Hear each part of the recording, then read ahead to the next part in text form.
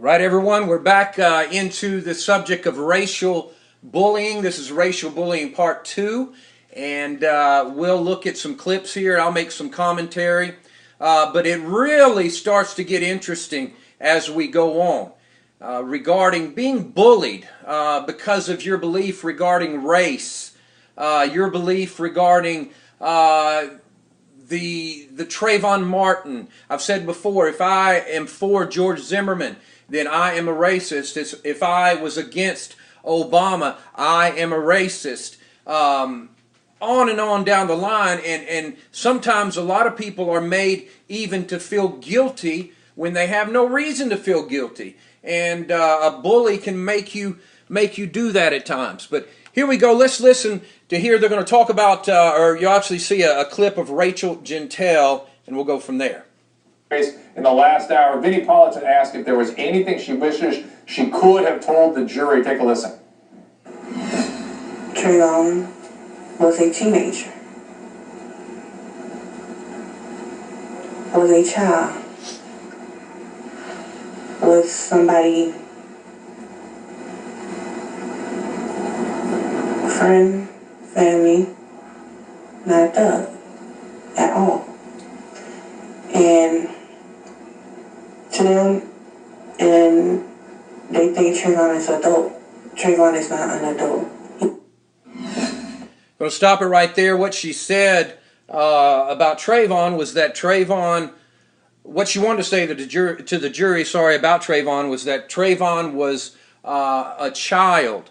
And remember, he's 17 years old, but Trayvon was a child. He was not an adult. I understand what she's saying. My perspective is that yes, Trayvon was 17 years old, but he showed enough of, quote, a man in him to do a lot of the things, unfortunately, that we have on record that he did. For example, having stolen things in a backpack, vandalizing the school, smoking weed, having a gun on his one of his accounts on social media. So she said he's a teenager, and then she does get very personal where it says he was somebody's friend, he was somebody's child, and we have to always remember that. We have to always remind ourselves that his parents are hurting very much. They'll always hurt. Family and friends are hurting very much for Trayvon. That should never, ever be minimized whatsoever. And we need to keep that in mind. If you've ever lost somebody, I've lost somebody very close to me, and it hurts. So we always need to keep that in mind. And again, she went on about he's not an adult. A lot of good things said there. I disagree with a couple of those. Again, the adult. And having these make excuses, if you will, of he was just a child for his actions. But let's go here. Miss Ali, what are your thoughts? Well, I think she's a lovely young woman. She may not be the sharpest tool in the shed, but she certainly knew what happened to Trayvon that night, and she was able to, explain that. And the jurors looked at the young black woman like that, and they make up all kind of ideas about, what her educational level is or what her intelligence level is. She wasn't there for that. This is how many of us present. And as I say, if anybody has anything to say about the fact that she seemed unintelligent, she is a product of the American educational system. And going to stop it right there. Miss Ali comes on and says that, hey, Rachel Gentile maybe was not the sharpest person, had the best mind, but she did know Trayvon's story. But she went to make the assumption that all the jurors thought of her in a bad light, thought of Rachel Gentile because of the way she spoke and those type things, thought of her in a bad light. The way that she spoke, the things that she did regarding, you can tell that the different cultures where they live, things that they say, the way they say them, things like that, I had no problem with. many people have problems with getting their thoughts out, or are not able to pronounce words very well. But this 19-year-old young lady, if you go watch any of her testimony, the problem I have with is when she is just flat out disrespectful, not only to the court, but to the lawyer. The lawyer made a reference into her coming back tomorrow. She said in court, "No, I ain't coming back. I'm going home." I have a problem with that kind of disrespect. Miss Ali added that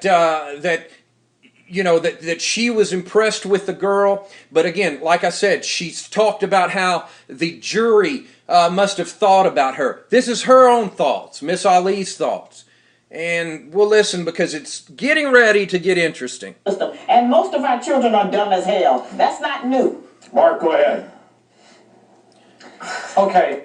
I'm going to stop it right there and pause it, and then we'll fast forward with the television. Be right back. All right, we're back. Crystal right there at the bottom on the left. Again, they're still talking about Rachel Jeantel. And she begins to talk here in just a moment about a statement Miss Ali said that this is how blacks present. Let's listen to her, and then Miss Ali will be back on.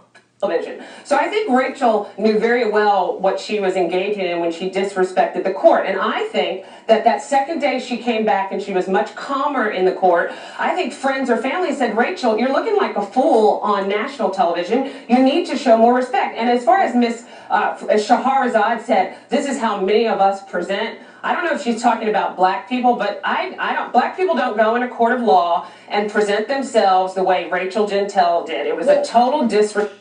And she's exactly right. If you saw it, it was a total disrespect. That is not the way many black Americans present themselves whatsoever. So we'll go back. Total disrespect. Crystal, let's remember though, you don't know what black Miss people Ali. do. Samantha. Okay, stop it right there. We see Miss Ali at the bottom telling Crystal Wright, "You don't know what black people do." Mind you, Crystal Wright is black. On a previous show, Miss Ali, who I call the bully in all this, called the black lady, Crystal Wright, an Oreo. So let's listen to what Miss Ali says.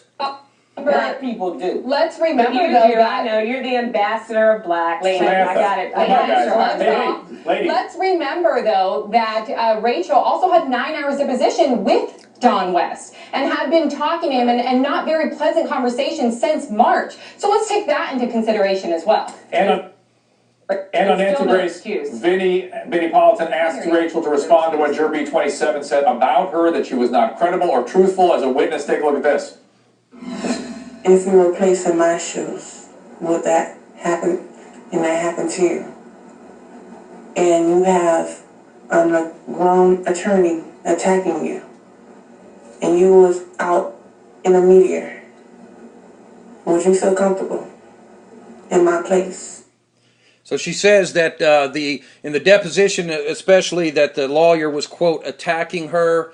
She asked, how would you feel, and different things. So we're talking, again, about how she portrayed herself on the stand. Miss Ali, a chance to respond here.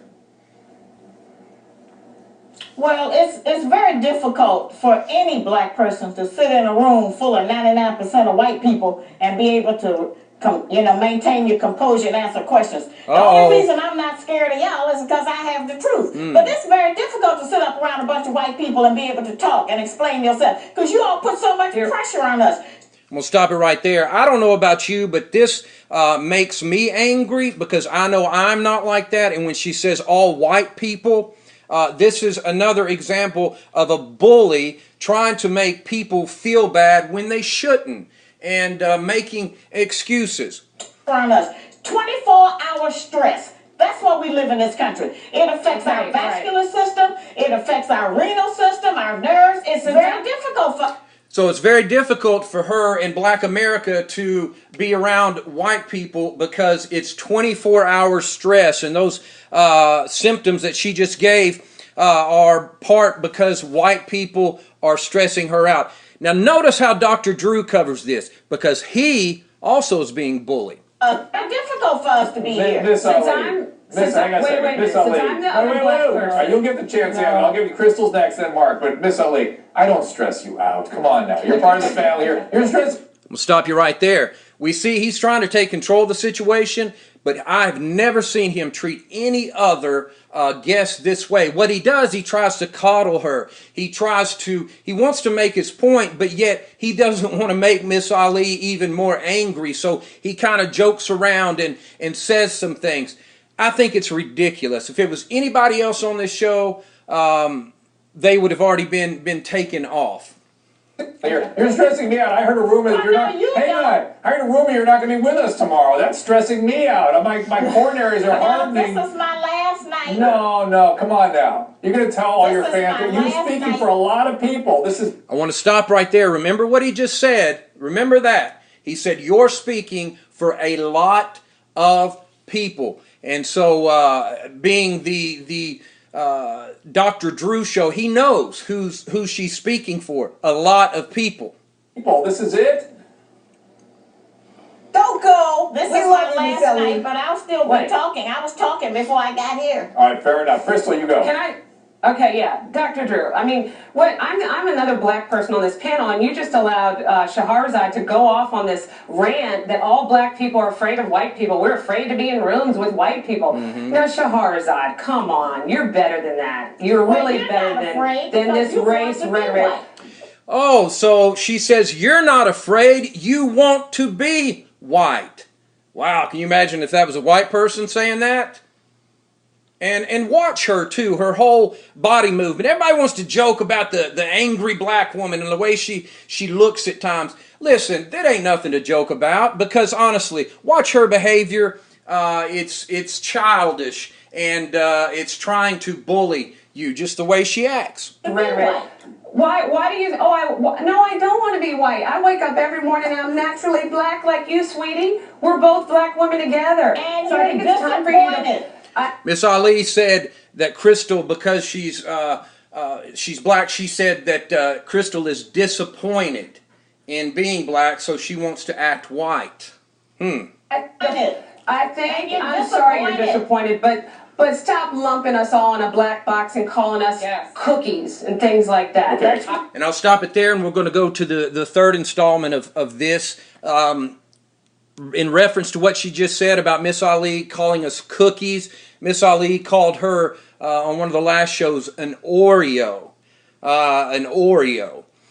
making a racial slur. We're going to stop it here. This is it's ramping up, and you'll see what I'm talking about in this third part. So stay with me. Look for racial bullying, part 3.